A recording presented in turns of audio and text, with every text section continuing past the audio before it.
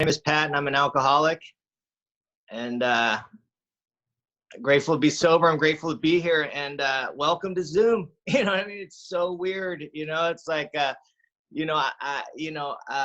it's like, oh man, I'm a chronic malcontent. I don't know about you guys, but when I'm in the meetings, right, it's like, oh, I gotta drive 30 miles to the meeting, and oh my God, chapter 5, and she or he's going to share again. And oh my God, the personalities and blah, blah, blah, blah. And then you take the meeting away and you go to Zoom, and I'm like, oh wait, I want the meeting back. Oh man, the Zoom, man, we're not connecting, and geez, it's not the same. And we go through that process, and like what I come to like realize is the power of God through the servants of Alcoholics Anonymous, and how fast the servants of Alcoholics Anonymous mobilize.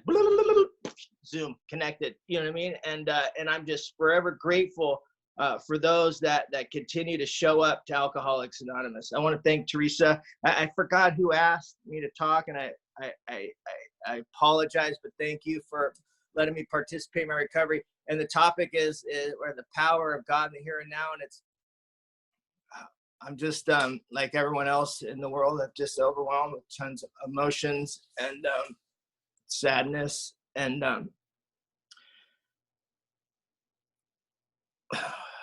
Saturday, I stood at 3rd and Fairfax in Los Angeles with my brothers and sisters, and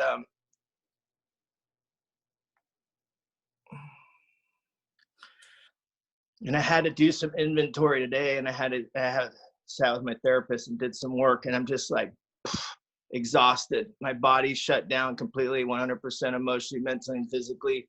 I took a nap, and I set the alarm to make sure that I could get up and have ample time to get centered with God and to get into some meditation so that I could bring the power of God into this talk. And right when I woke up, my 13-year-old son had sent me a text that said, "Dad, can you talk?"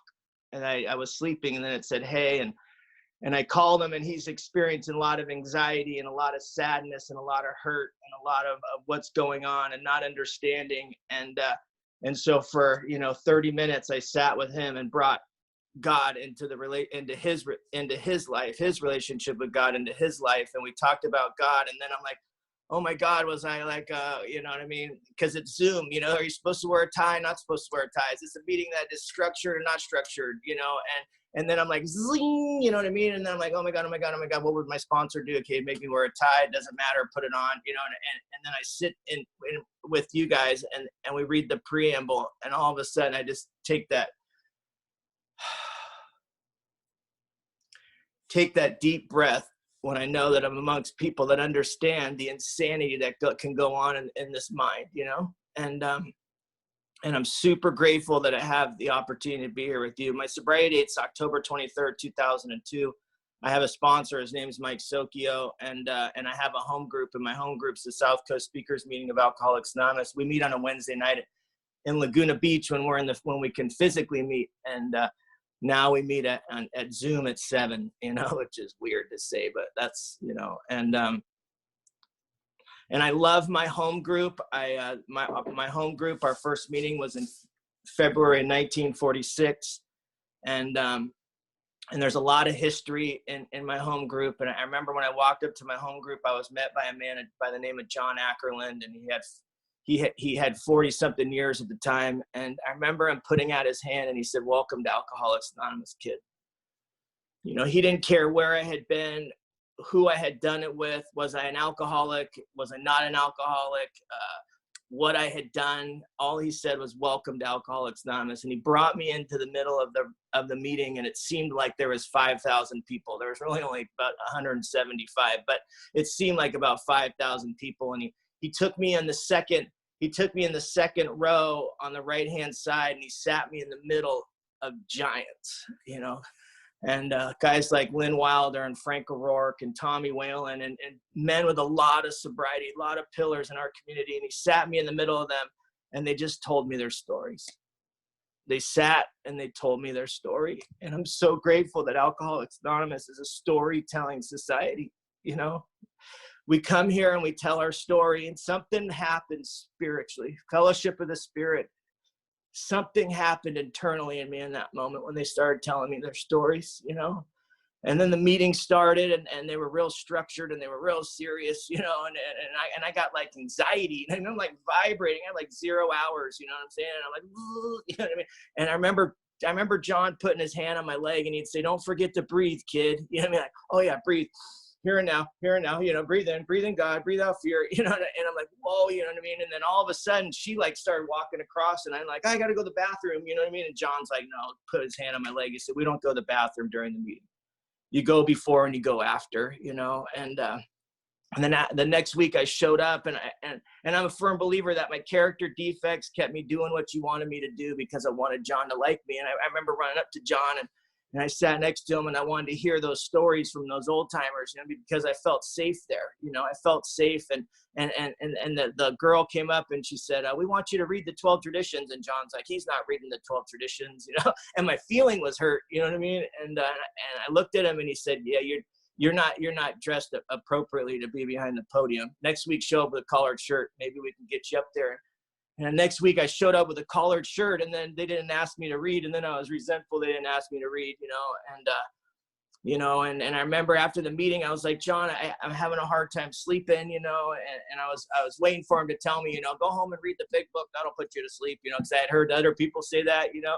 And he took me over the literature table, and he gave me a book, Dr. Bob and the Good Old Timers, you know what I mean? And he said, the history will put you to sleep, kid, you know, and I didn't have any idea what he meant. And I remember going home that night, I read like half a page, and I was like sleeping, you know what I mean? And I was like, man, that guy's a genius, you know what I'm saying?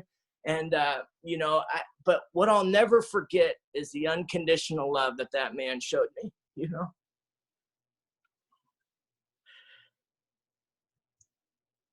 When I got to Alcoholics Anonymous, I hadn't showered in 6 months. I was up for 21 days. I had 2 shoes, only one had a sole. I'd been living on Skid Row for 1.5 years. As a straight man, I'd walk into a gay bar and I'd flirt with enough men to get enough alcohol in my body and hope that I would make it out before I blacked out. And sometimes I would, and sometimes I wouldn't. And when I came to on October 23rd, 2002, I was laying in bed with a dude. I had no clue who he was, but knew what I did the night before in order to get what I need to get. And I was filled with that shame, and I was filled with that guilt. I was filled with that isolation and that loneliness. I just hated myself, you know? And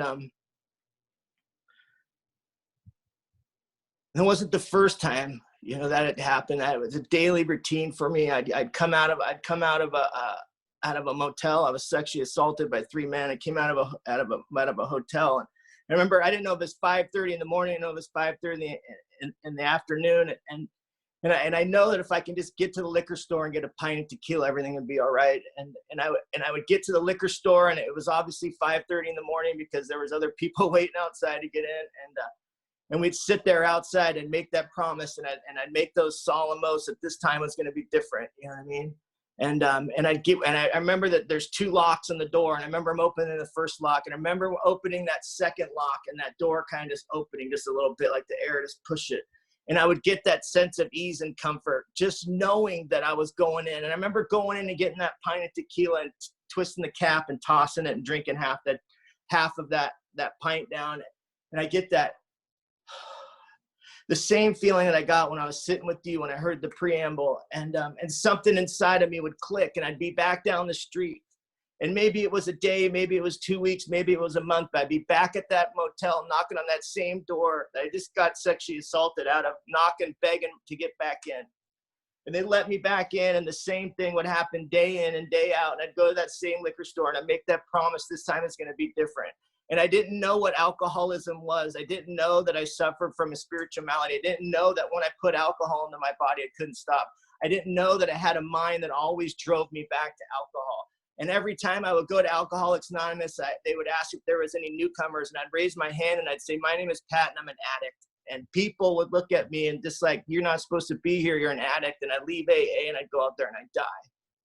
And no one ever followed me out and said, kid, here's a big book, take this thing home or to your bush or where you're living. Maybe you might identify, you know? And I go out there and I die and I come back and I wouldn't identify because I didn't want the judgment from Alcoholics Anonymous. And And then I would come back and I'd say, my name is Pat, I'm an alcoholic and an addict. And then they, ha, ha, ha, put $2 in the basket, you know, and I leave AA. And when I came to Alcoholics Anonymous on October 23rd, I was absolutely broken, you know, and I came to with that shame and that guilt and that same mind that knew if I could get to the liquor store, that same obsession that was just driving. And what happened in that obsession on that day was I had a spiritual defense. I didn't believe in God until I was 10 years sober. But I had a spiritual defense that walked right in between me and that first drink. And that spiritual defense said, call your mom and ask for help. And at that time, I was 27 years old. My mom had 26 years sober in the rooms of Alcoholics Anonymous.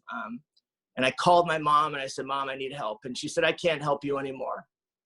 She had gone to Al-Anon and the gig was up, you know what I mean? And she said, I can't help you anymore. Stay where you are and someone from AA will come and get you. And these two guys from AA came. And AA wasn't attractive that day, but this dude was on fire for AA. You know the guy on fire for AA? He came in. He didn't even knock. He like barged right in the door. He goes, my name's Jack. I'm an alcoholic. And my mom was like, whoa, vibrating. And this other guy was on a walker. He's like, my name's John. I got 90 days sober. You know what I mean? And I'm like, oh my God, this is where what it's all come down to. These guys, you know, because I got a case builder. I got to build a case to keep you at an arm's distance, you know?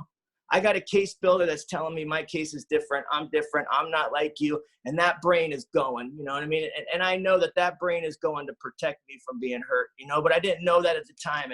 But the grace of God entered my life that day because I never met my dad. My mom got pregnant in a blackout, so I'll never know who my dad is. I was sexually assaulted 12 times by that day when I made that call. I never trusted men. And that guy said to me that day, he said, come with me, kid. And I got off the bed and I followed that guy at that motel. And I got downstairs and I got to the van. He said, kid, he said, don't worry. If you had to throw up, don't worry. Just throw up on the floor. It's a 12-step van. You know what I mean? I was like, whoa, okay, 12-step van. You know what I mean? And these guys told me their stories, you know? They talked about drinking and going to the hospital and drinking and going to the hospital and drinking and going to the hospital and drinking and going to the hospital. I didn't identify. And I started to build a case and I started to say my case is different. He said, what happens to you when you drink, Pat? I said, well, when I drink, I go to jail. And none of them laughed, but he introduced me to a guy named Pete when I got to Charlie Street in Costa Mesa, and Pete came over and Pete said, man, when I drink, I go to jail. And inside of me, I laughed. Inside of me, I connected to that guy telling me his story. When he told me when he drank, he went to jail, there was a connection that occurred. There was an identification that occurred. And I started to go, oh my God, when I drink, because see, alcohol was never my problem. This drug was my problem. That drug was my problem. This drug, that drug, this drug, that drug. Alcohol was never a problem. And I'd crawl out of that motel and I'd say, just don't do that drug and you'd be all right. And I'd go get a pint of tequila and I'm back doing that and I'm back doing that. And I'm back in the same situation time in and time out. And he started talking about his drinking. And I started to realize that every morning I'd go to that liquor store and I'd crawl out of that motel and I'd get a pint of tequila every time. And something inside of me would click. And they didn't talk about a phenomenon of craving or an allergy. They didn't talk about that. They just told me their stories. And I remember Jack coming over. He said, Pat, why do you pick back up? I said, I have no idea why I pick back up. I have no idea. I never want to end up in these situations. I have no idea. And then Jack started talking to me about the thinking that preceded his first drink. He talked about every time he was in the hospital, he would have a thought this time was going to be different. If I could just do X, Y, and Z and get the master plan, then everything will be all right. And then I take a drink and then I'm doing some drugs and then I'm doing this and I'm doing that and I'm back in the hospital and I'm dying of alcoholism and I have a mind that tells me that this time is going to be different. And I remember looking at him and he said, Pat, if you could concede both propositions, physical and mental, he said, you might be alcoholic. And I'm grateful that he didn't tell me that I was an alcoholic. What he said was, he said, you might be alcoholic. And that left me with no defense. I looked at him and I said, Jack, I said, I'm alcoholic. And he started talking about the singleness of purpose and the things and that what we do here in Alcoholics Anonymous is related to alcohol. And that was on day one on October 23rd, sitting in Charlie Street. And he looked at me and he said, do you believe in God? I said, absolutely not. I'll never believe in God. He said, do you believe that Alcoholics Anonymous worked for me? And he was telling me his story for a couple hours. And I looked at him and I said, I think Alcoholics Anonymous has worked for you. And he said, that's all that you need. It's just a little bit of willingness, a little bit of belief in something other than what you have going on. I made a decision to do what he told me to do on day one. That was my third step. I made a decision to do what Jack told me to do. And he looked at me and he said, kid, I want you to take a shower. And I thought, man, how did he know? It had only been 6 months, but I didn't know that he knew. And I remember going to the shower, and I remember turning the water on. I remember falling down in that motel that day, and I started to cry.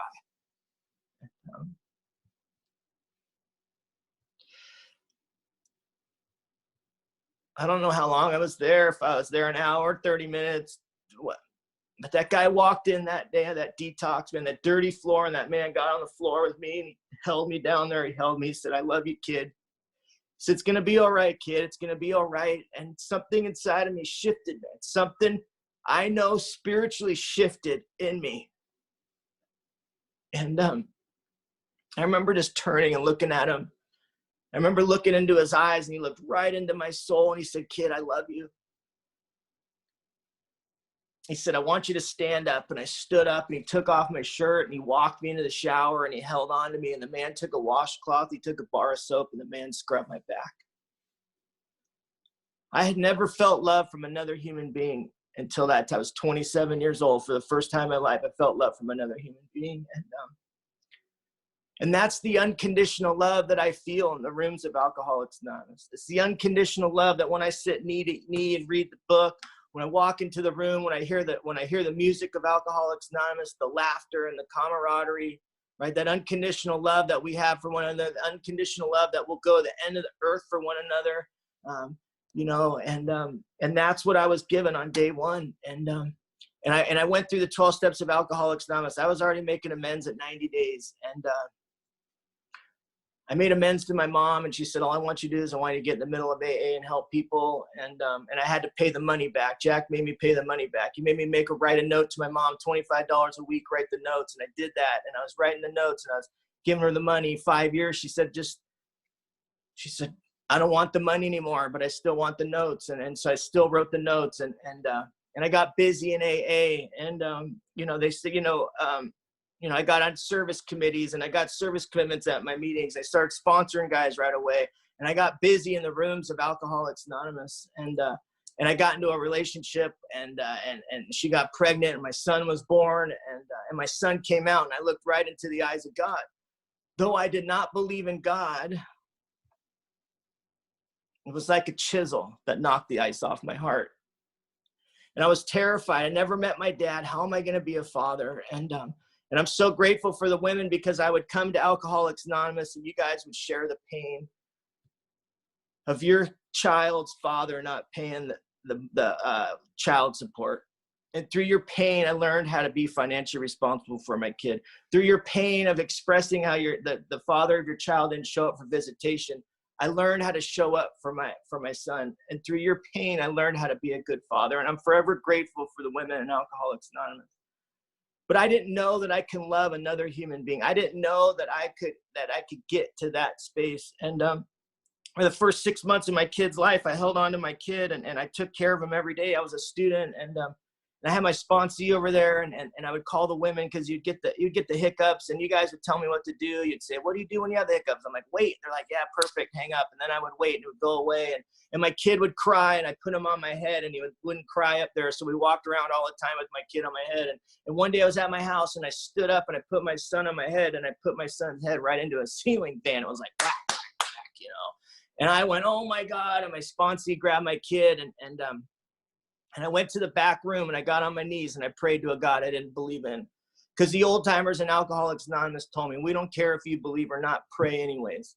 And because I wanted the old timers to like me, I went, and every day, and I prayed. And my prayers for 8 years were, God, I don't believe that you exist.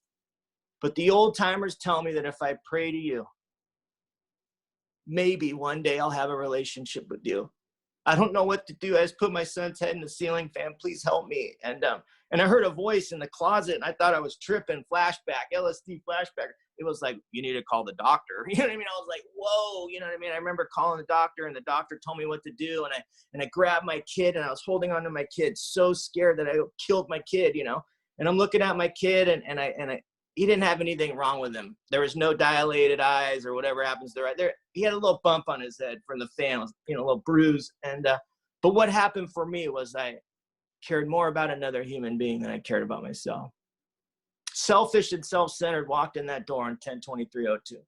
What you guys have given me, a little bit, each day a little bit, spoon-fed me to care for another human being. The most closest to God I am is when I'm sitting with one of you, reading the book, being a service with you. And it was started to shift, right? This relationship with God started to shift. But what happened for me was I'm terrified, right? I want you to love me so bad, but I'm like, arm's distance. Love me so bad, arm's distance. And when you're living like that and you don't believe in God, my behavior is absolutely horrendous in the rooms of Alcoholics Anonymous. And I ended up cheating on my son's mom, and I got in another relationship, and I ended up cheating on her, and I got in another relationship, and I cheated on her. And at 8 years of sobriety, I was driving my car 100 miles an hour down the road because one more relationship broke. And because I don't like this kind of behavior, I go home every night and want to kill myself. But what you tell me in Alcoholics Anonymous, you say, get out of self, help others, right? The book says at the purest urge, help others. And I'm helping and I'm helping and I'm helping, and it's not working. I don't want to live like this, and I don't know a way out. And I don't know that it's because I don't believe in God. And I'm driving my car 100 miles an hour down the road, and I hear a voice in the back seat that says, call that guy Jonathan from your Tuesday night meeting before you kill yourself. And I was 8.5 years sober. I sponsored way too many people. I was speaking. I was busy activity, busy. And it was midnight, and this guy's a lot older than me, lived 30 miles north of me, and he picked up the phone, and he answered the phone in one ring. He said, Pat, and I was crying. I'm going to kill myself. I can't do it anymore. And he said, Pat, I've been waiting for this call for a year. See, this man talked about untreated alcoholism in my Tuesday night meeting, and I was always attracted, but I didn't know that that was the problem. And I said, I'll meet you at Denny's. He said, oh, no, I'm going to stay on the phone till you get there, because he knew I wasn't going to show up. You know what I'm saying? And he stood on the phone with me until I pulled into Denny's. And I remember walking into Denny's, and he opened the book to page 52. We were having trouble with personal relationships. We couldn't control our emotional natures. I'm bawling, snot's going everywhere. Prey to misery and depression. We couldn't make a living. We had a feeling of uselessness. We were full of fear. We were unhappy. We couldn't seem to be a real help to other people. And he said, what I want you to write at the end of that paragraph is that you have an insane sex life. And I was like, well, that's kind of brutal, you know? And I'm sitting here crying, this girl broke up with me, blah, blah, blah. And he looked at me and he said, son, he said, what you're suffering from is untreated alcoholism. And he told me at 17 years he was going to kill himself. And he reached out to a man by the name of Luther Wood. And Luther Wood was suicidal, and he had reached out to a man by the name of Clint Hodges. And Clint Hodges was going to kill himself and reached out to a man by the name of Don Pritz. And I knew on the inside that I was going to be all right if I followed this guy's direction.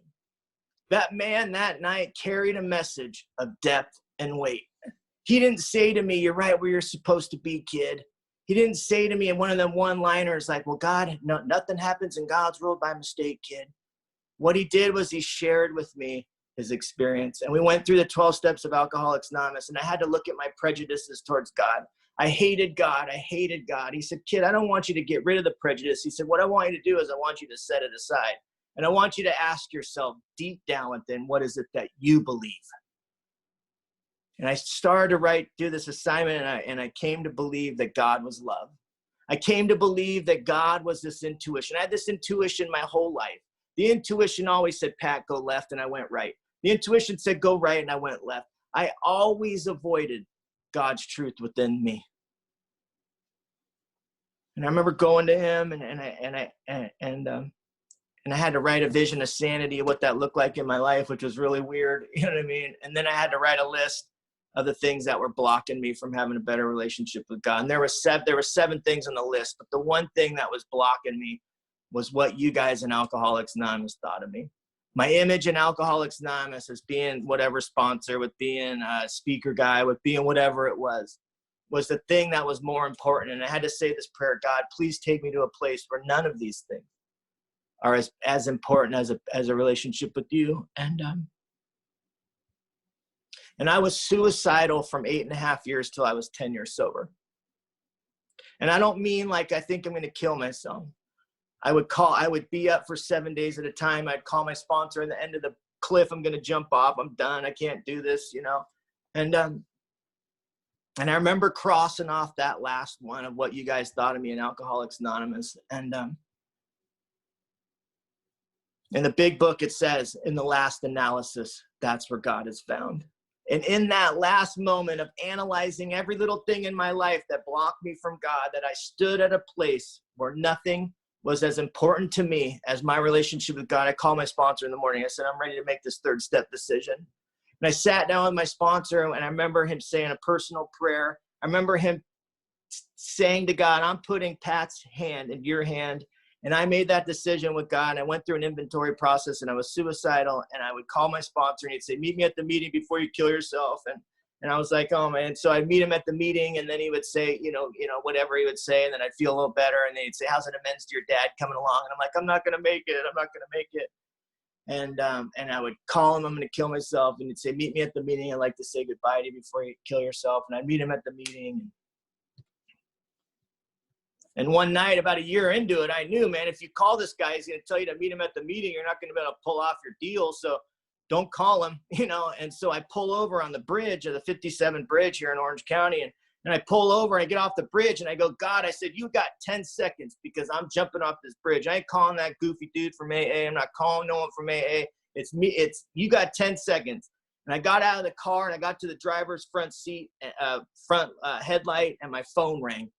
And I looked at my phone, and it was an unknown number. It was 7 o'clock at night on a Friday. I don't answer unknown numbers. Might be someone that's looking for me. And I don't answer it. But that day I answered it. I don't know why I did, but I know why now. But I didn't know then. All of a sudden I pushed talk, and then I went, oh wait, what am I doing? And I go, hello. Now I'm on the end of the bridge, gonna jump off, and I go, hello. And this kid goes, is this Pat? I go, yeah, it's Patti O. He goes, my name is Chris. I met you at an AA meeting. And I'm calling to say thank you. But I'm also calling you to say goodbye because I'm leaving Alcoholics Anonymous. I'm going to go get loaded. And I said, oh, no, Chris, we don't drink one day at a time here in Alcoholics Anonymous. I started to talk about my thinking that always drove me back to that first drink. On the end of the bridge, I'm telling him all this thinking and that thinking, and then I'd pick up, and then I'd end up in jail. And then I looked at my watch. I realized there's a meeting starting in 30 minutes. I said, Chris, there's a meeting starting at the Candy Club. You want to meet me there? He said, yeah, I'll meet you there. And so I got in my car and I drove 30 miles south to walk into the Candy Club. And I walked there and there's Chris. And Chris, like, oh my God, nice to see you. He said, will you be my sponsor? And I'm thinking, man, I was just about to kill myself, but I'd love to be your sponsor, Chris. You know what I mean? And I went home that night. And I'm screaming at God, F you, God, I hate you, I hate you, I hate you. And I felt this hand that pushed me off the couch onto the floor. I was in the fetal position screaming, I'm not going to do it, I'm not going to do it.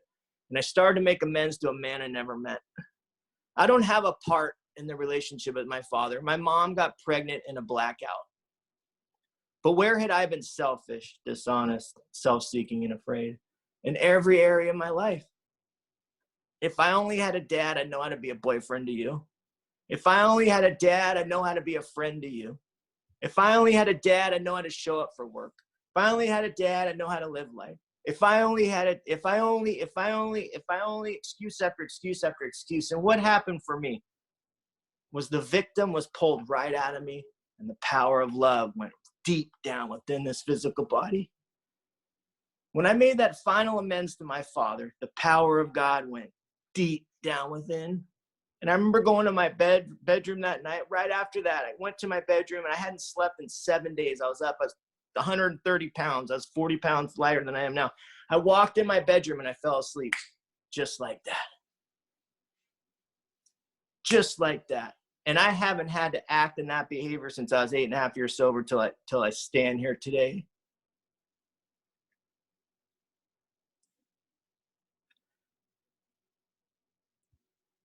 And I caught fire for this thing. What happened for me when I made amends to my mom, and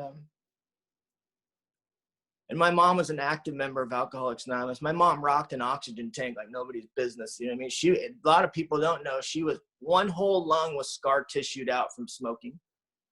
She was operating on 30% of one lung for the last 3 years of her life.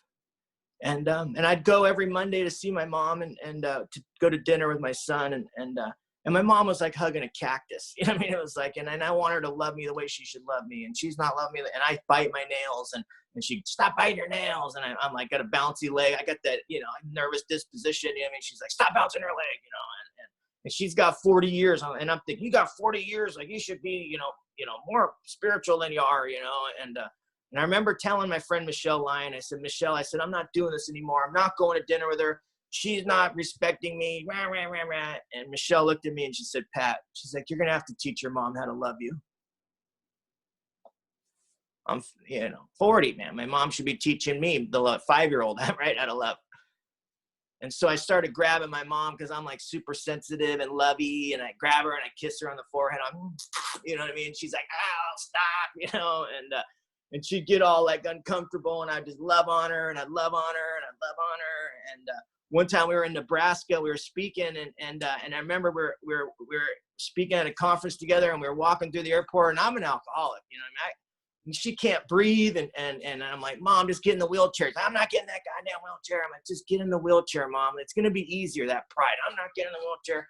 And sure enough, I remember looking at, I don't know where the words came from, but I looked at her, I go, Mom, when are you going to let me love you? She sat in the wheelchair and I'm pushing my mom. And all of a sudden I got a bright idea, man. There's like a little hill and I just start running. I jump my feet up in the air and we're going like this. And she's like, stop, flipping me off. She's yelling at me, stop.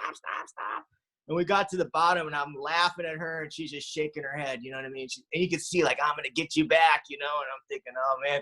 And what happened for us was our relationship changed.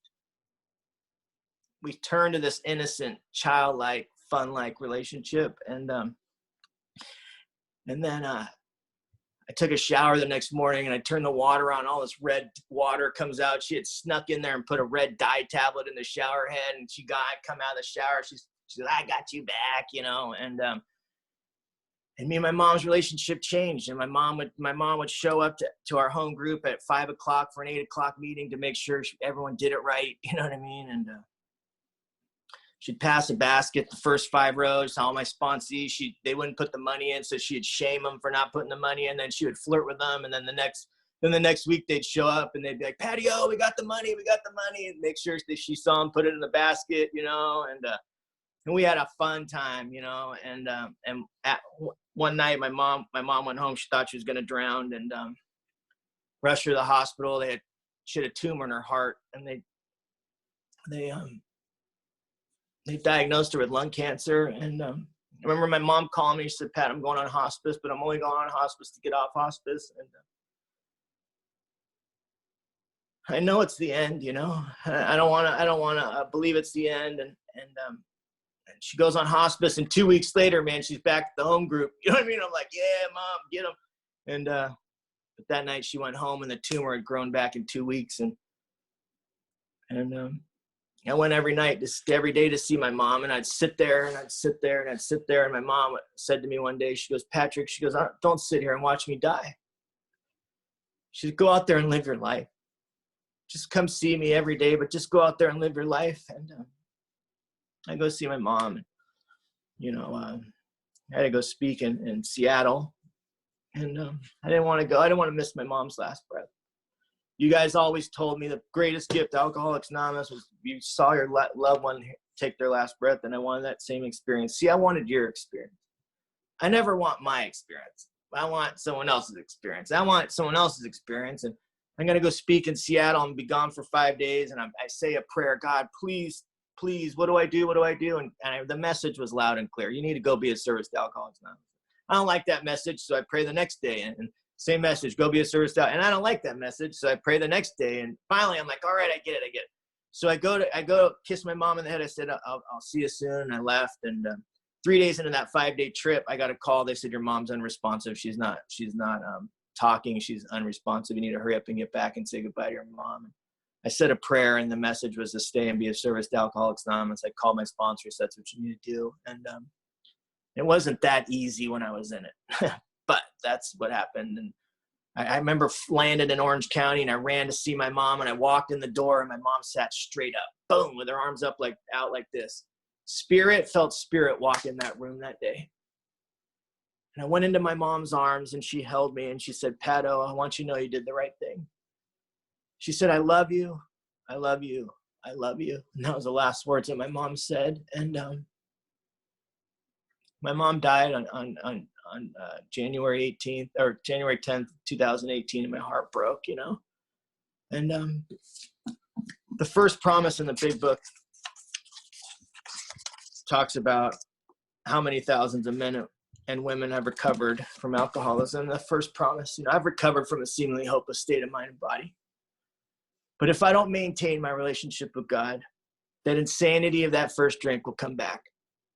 And I was walking 15 miles a day. My anxiety was through the roof. You know what I mean? Like I was like, you know, Teresa helped me with some stuff, and which I'm going to continue the process with. But I had to go into meditation. I had no other choice but to get down with spirit. And my friend said to me, he said, give yourself 5 minutes permission every day to get into breathing. That means you could be late to work 5 minutes. You can be late to AA 5 minutes. You can be late to anything you have going on to make sure you do those 5 minutes. And I started to do those 5 minutes, and my meditation changed, right? Where I do some writing. I write a love letter to myself every day. I read the Al-Anon meditation, and then I free write because I got some other issues. And then I free write on what I do. I look at some goals for the day, you know, and I write those out. I write a gratitude. So there's a lot of things that I do. But it's not about, see, I thought meditation was about having the perfect pillow, the perfect Buddha, the perfect incense. You know, I mean, it's not about that. What meditation is it's about the discipline. And what happens for me is that in meditation, in the quiet moments, when the thought comes, because I thought you're not supposed to think, you're supposed to just float around, you know? And so I breathe and I discontinue thought and I refocus on breath. And I breathe and I discontinue and I focus on breath. Not a big deal. I think it's got to be some crazy read of 5 books to find out. It's that simple. But what happens through the discipline is all of a sudden I'm through the day and I have a crazy thought and it says, discontinue thought, focus on moment, discontinue thought. And I'm like, whoa, all of a sudden. So the COVID hits, right? The COVID, oh my God, the COVID, it hits. And it's like 3 days in, like you read enough news, you're on social media. Next thing you know, man, I'm depressed. I mean, I'm going to kill myself on the couch 3 days into the deal. But I did the meditation in the morning. Dude, I was like floating during meditation. I'm in the moment, here and now. I mean, me and God are good. All of a sudden, an hour later, I'm on the couch, going to kill myself, depressed, COVID, the world's crashing. And I remember to get into thought, get into breathing, focus on breath, discontinue thought. And all of a sudden, the message came to me that I needed to be the love and the light, and that I have the ability to be of service. And the old timers in my group don't know how to set up Zoom, but yet I do. So I started setting up the Zoom and getting everything plugged in, and then sending it to my friends, Everyone's like, yeah, we're connected. And I feel good. I'm in the moment, right? The here and now, the closest I feel is when I'm of service to you. And I'm good for like 2 weeks and I'm doing the discipline. I'm in the game. Hey, it's all working, floating around. 2 weeks in though, all of a sudden, oh my gosh, we're going to die again. It's all crashing down. COVID's going to kill everyone. Oh my God. We've been locked down. We're going to be locked down for the rest of our lives. You know, worst case scenario. And and all of a sudden, focus on breath. Okay, get in the present, get in the here and now. So I'll get breathing, and then all of a sudden, I come to realize. I look back, my whole sobriety flashed before me. My whole sobriety. I went from Skid Row to making a 6-figure income. I was fired from that job. I was, worst case scenario, I was going to lose the house, I was going to lose the car, I was going to lose a relationship with my kid. But all of a sudden, another opportunity came. And God took care of everything. The rent was paid, the car was paid. I had a new opportunity. I built a business with some friends. All of a sudden, I had a better house, better car, better things. And then all of a sudden, I was pushed out of that partnership and pushed out of the 25%, nothing. No car, worst case scenario, everything's going to fall apart. I'm going to lose everything. I came to realize all of a sudden, like God had everything taken care of. This is on my couch in meditation. It's all flashing. And I got this attorney in AA. Oh man, be careful. And they helped me out. They were gonna settle the case for me for as a friend. And then the day my mom died, the attorney ripped me off for the settlement. And I realized that God was with me the whole time. The house was paid, the car payment was paid. But what I really came to realize was that I had a greater peace of mind. I had a greater amount of joy. I had a greater amount of happiness. My relationship with God was so much closer. But what I came to realize was that God was working the character out through all of those situations in my life to be the strong love and light that's within, for me to go out into this world in the darkest of times right now, to go out into the world to be the love and the light in other people's lives. I went over a minute, so I'm not going to tell that.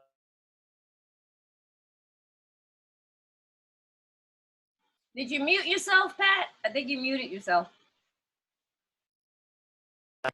Do I start at the beginning, Teresa? My name is Pat. I'm an alcoholic. You gotta start all over. No. Oh my gosh, I don't know where I muted myself, but I just love Alcoholics Anonymous. I went over 2 minutes. I was going to tell one more story, but I went over 2 minutes. But I absolutely love Alcoholics Anonymous. I love that you gave me the opportunity to participate with you guys. I don't know who I know in here. There's a lot of people in here. I saw Reggie in here, and Reggie White. I saw him. He's my brother, and I just love you guys. Thank you.